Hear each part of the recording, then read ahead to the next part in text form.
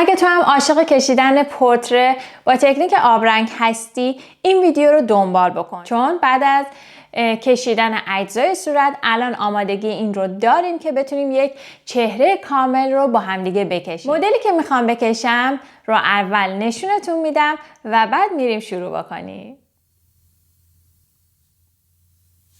اولین کاری که میکنیم طرحمون رو آماده میکنیم، طراحیش رو انجام میدیم با مداد و با پاکو خمیری کم رنگش میکنیم. میام پشت مقوام رو با آب خیس میکنم. راه ها و روش های مختلفی وجود داره که خیلی استفاده میکنن. بعضیا این کار رو انجام نمیدن ولی من ترجیح دادم توی این کار انجامش بدم. طوری خیس بشه که کامل حالت لوله پیدا بکنه، یعنی خم بشه کاغذتون، یعنی خیسی و رطوبت خوبی گرفته.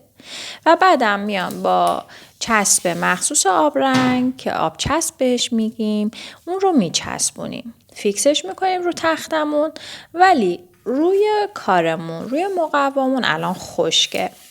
خب حالا میریم اسپری میکنیم رنگامون رو که خشک نباشه، خمیری باشه و با قلموی موی طبیعی میام کارم رو شروع میکنم، چون که آب بیشتری رو توی خودش جذب میکنه. توی این کار چون که ما سایه داریم، برای زیرسازی پوستمون از رنگ‌های سبز و آبی میام استفاده میکنم. توی خیلی از چهره ها این کار رو انجام میدم، ولی خب بستگی به مدلمون داره. رنگ ها رو میذارم و قلمومو میشورم، آبش رو میگیرم و میام کنارهاش میزنم و پخشش میکنم. الان میبینین روی مقوای من خشک هستش و زیرش رطوبت داره. این رطوبتی که برای زیرش زدم باعث میشه که این رنگ ها خیلی قشنگ توی هم ترکیب بشه. یادتون نره برای شروع کار حتما از رنگ های رقیق استفاده بکنین. رقیق یعنی آب زیاد داشته باشه، اون رنگ پررنگ نباشه.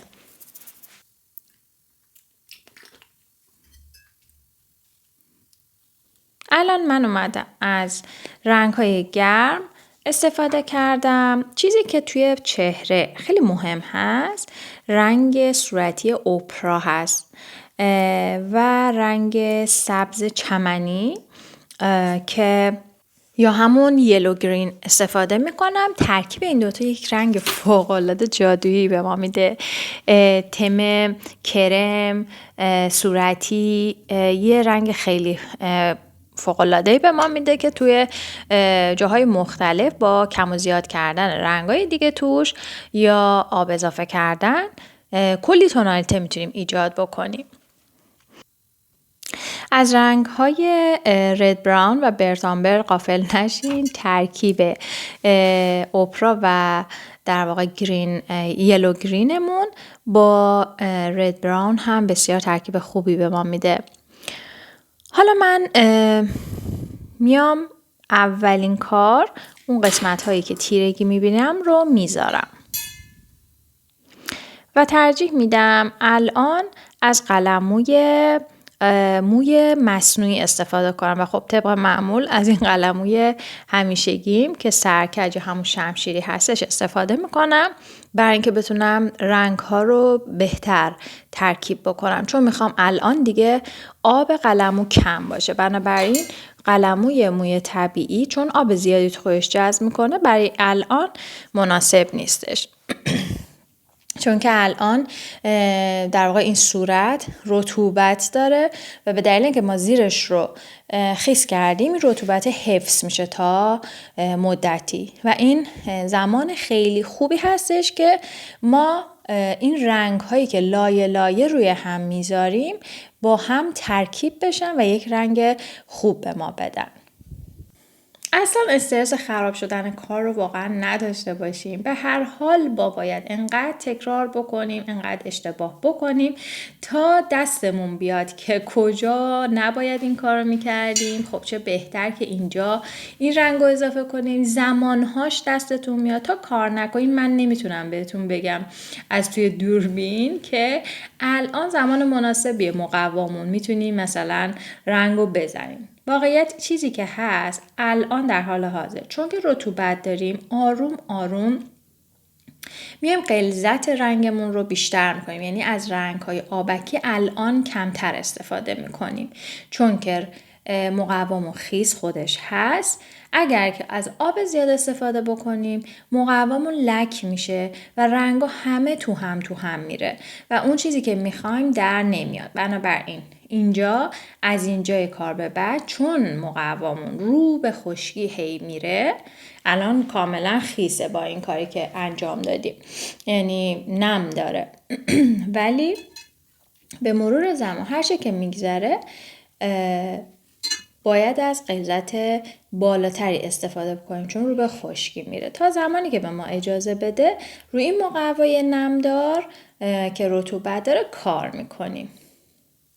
وقتی رنگ ها دیگه پخش نشه یعنی زمان اون رسیده که دیگه استوپ کامل بکنیم، با سشوار خشک بکنیم یا اگه فرصت داریم میذاریم خشک بشه کامل و بعد دوباره لایه های بعدی رو بهش اضافه میکنیم. خب الان من اون تیرگی ها رو باید میذاشتم تا حجم صورتم به وجود بیاد. تیرگی هایی که قسمت بین روسری و صورت هستش، یعنی هم سایه ایجاد شده و هم مو از اون قسمت رویش پیدا کرده.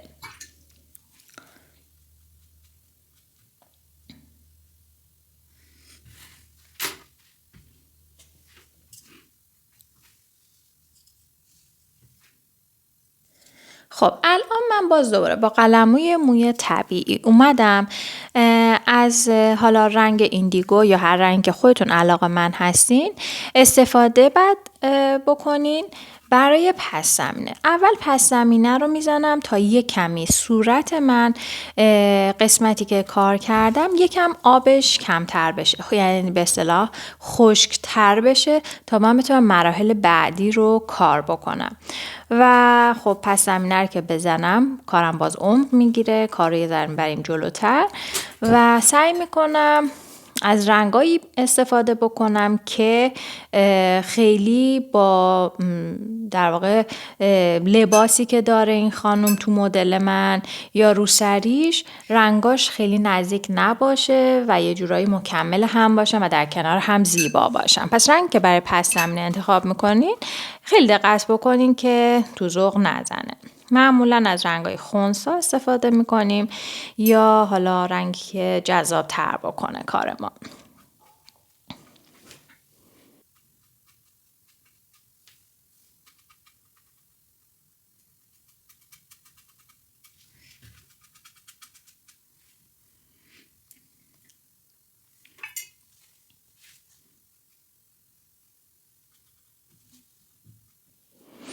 الان همچنان رطوبت داره صورت من برگشتم چون رنگا یکم تو هم ترکیب شد.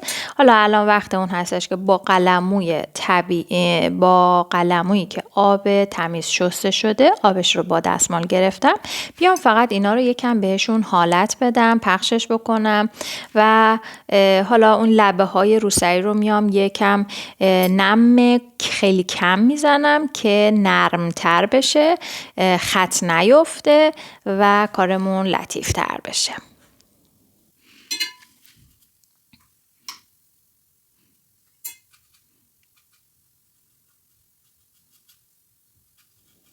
این خانومی که من دارم میشم چون که محسن هستش، خب به طبع از لک رنگ های بیشتری من استفاده میکنم توی کار تا بتونم پیری صورت رو به مخاطب برسونم. چین و چروک حالا اینها رو در واقع بتونم خوب انتقالش بدم.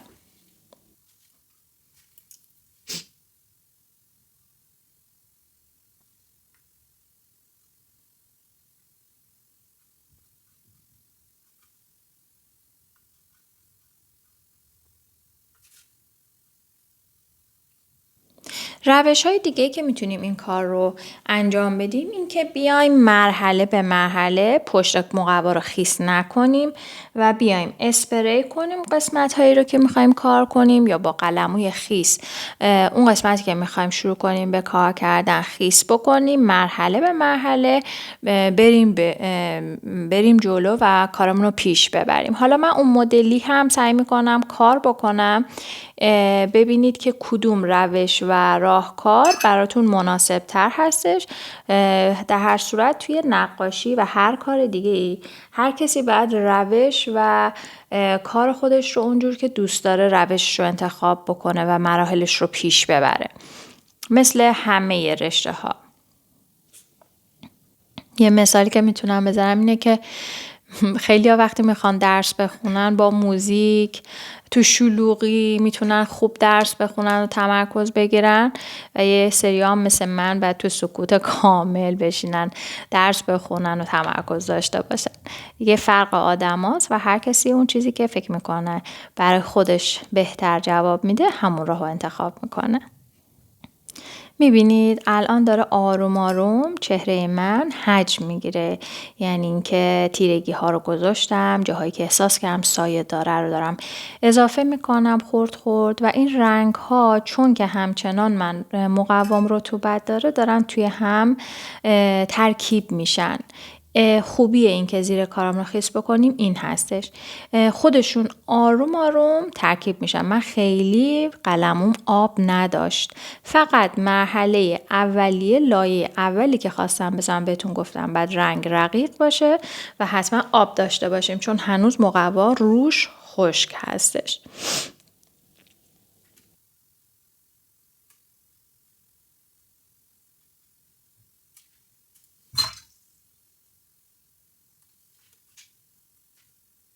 چیزی که هست دقت بکنین، من بعد از رنگ گذاری یک مرحله حتما قلمومو میشورم، آب قلموم رو میگیرم و بعد اون رنگ رو خیلی نرمش میکنم، یعنی رو به تونالیته براش ایجاد میکنم با قلم. پس یادتون باشه حتما توی کارتون تمیز کردن، شستن قلمو، گرفتن آب طوری که خیلی فقط یه نم کم داشته باشه برای اینکه بتونیم کارمون رو نرم کنیم و خط و خطوط ها رو از بین ببریم. حتما این کار رو انجام بدیم.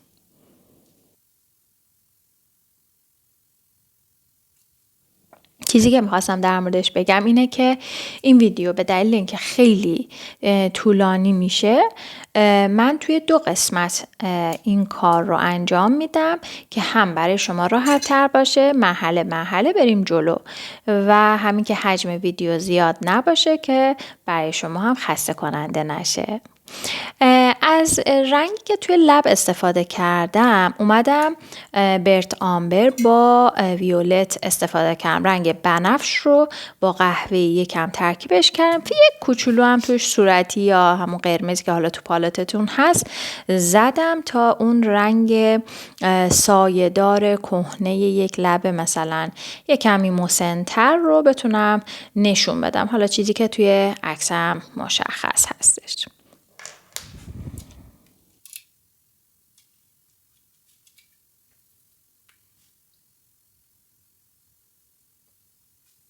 من بعضی از قسمت‌های ویدیومون رو گذاشتم همون روال آروم فیلمبرداری انجام بشه که دست من و حرکت‌های من رو توش ببینین و همش رو روی تند نذاشتم. کمی بعضی بیشتر ویدیومون رو روی تندتر گذاشتم که در واقع فیلم خیلی طولانی و حوصله سربر میشه، ولی خب میدونین دیگه مطمئناً خیلی زمان بره کشیدن یک چهره و یک نقاشی.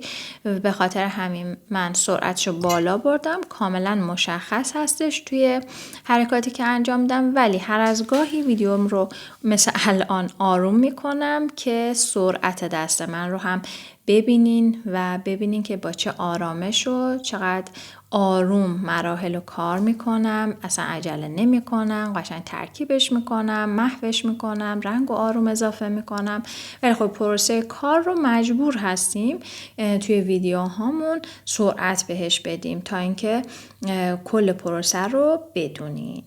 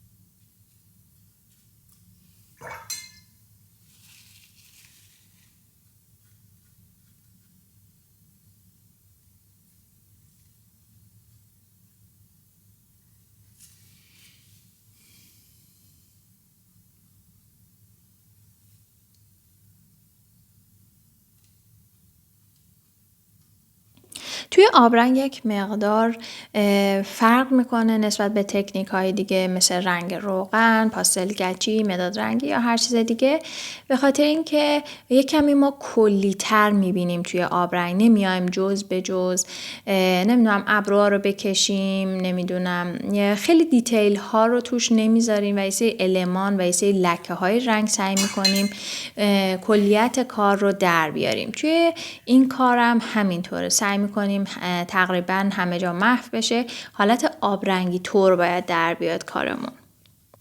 اون جادویی که همیشه در موردش حرف میزنیم زمانی اتفاق میفته که کاغذمون، مقوامون خیس باشه، نم داشته باشه و اون وقته که کلی اتفاقای قشنگ میفته، رنگا خیلی قشنگ توی هم ترکیب میشن، یه تونالیتی خیلی قشنگ میدن، ولی به شرطی که صبر داشته باشیم و لایه لایه رنگ ها رو آروم و آهسته هی اضافه کنیم به کارمون. ولی اینو باید یادمون باشه یک مرحله از کار میرسه که باید کاملا دست از کار بکشیم و بهش فرصت بدیم رنگا توی هم ترکیب بشن و دیگه چیزی اضافه نکنیم و بذاریم اصلا کامل خشک بشه، سشوار بکشیم و بعد لایه های بعدی رو بزنیم. یعنی اون چیزی که توقع دارین در انتها نتیجه کارتون بشه اصلا توی آبرنگ با سرعت این اتفاق نمیافته و همش توی مرحله خیسی اتفاق نمیافته. باید بذاریم لایه لایه اضافه بکنیم، خشک بشه، دوباره لایه بعدی و دوباره خشک کنیم و رنگ ها رو با همدیگه ترکیبشون کنیم. ولی مراقب چرک شدن کارتون هم باشید. وقتی که صورت رو میکشین یه سری قهوه‌ای، آبی، سبز اگر که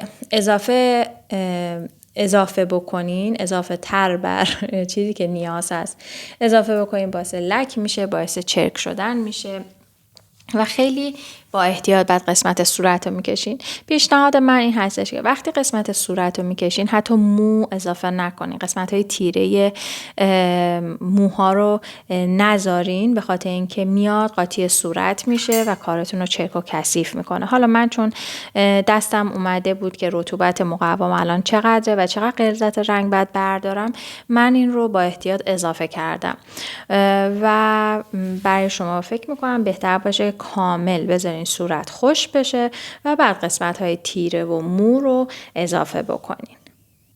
و چیزی که همیشه من بهتون میگم اینه که از خراب کردن نترس.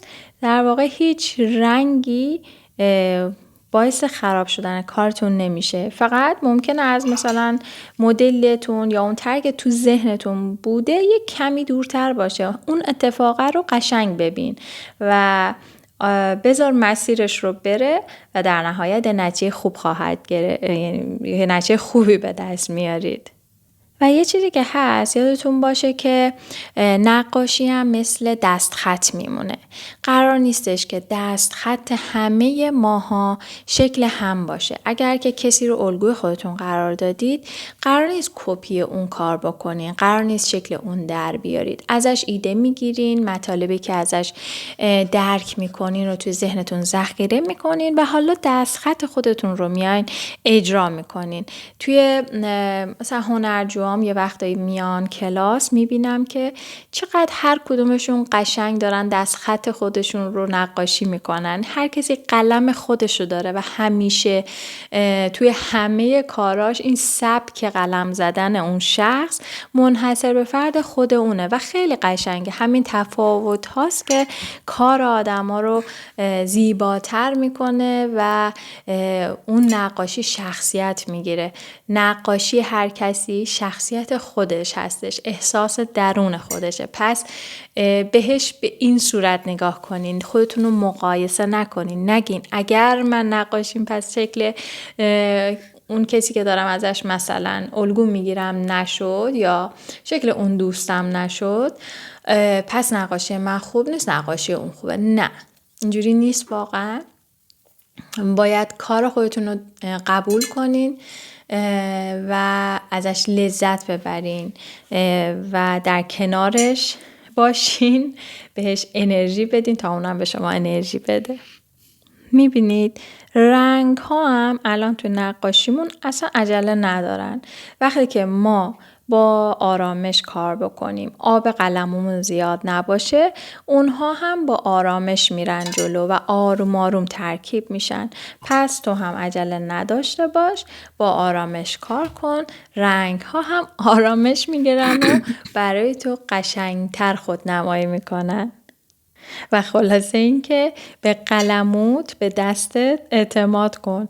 اون ازت یک چیزی میدونه که خودت نمیدونی و خودش داره کار خودش رو انجام میده.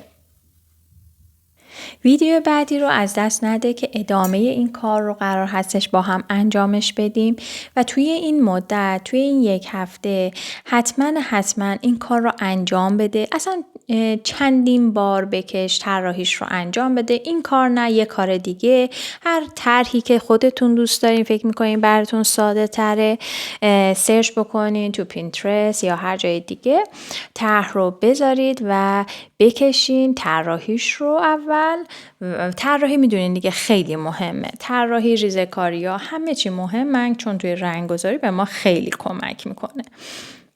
پس این کار رو انجام بدین حتما تا جلسه بعدی بتونیم کنار هم ادامه کارمون رو ببریم جلو. یعنی همزمان میتونیم کار رو با هم ببریم جلو. من الان کارم رو برعکس کردم که راحت تر کارم رو انجام بدم. یادتون نره بر خودتون محدودیت نذارین. پس هر جور که دستتون راحت تره، قلمتون راحت تره، همون کار رو بکنین. خب